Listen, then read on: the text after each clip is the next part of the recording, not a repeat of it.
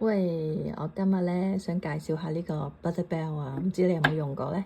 咁係來自法國嘅一個牛油嘅存放器。咁你可以見到裏面咧，就我跟住嗰條線咧落翻啲水咧，去封存咗呢一個牛油喺裏面。咁所以令到佢咧可以擺喺室溫同埋大概7日左右度啦。咁網上面寫就5至10日，咁啊大家都係講7日嘅。咁但係咧，其實你大概3日左右到就食晒㗎啦。咁好，等我擺低個電話先。好啦，所以你每一日咧都可以有好 soft 嘅牛油，同埋係真正嘅牛油咧。即係點解我話真正咧？因為其實平時一盒盒嗰啲咧係植物牛油嚟㗎。咁呢一隻咧係真正係用牛奶做嘅牛油。咁同埋而家咧就可以好 soft 啦，每朝都即刻攞起就有得食，好啱我哋呢啲生活節奏急促嘅香港人。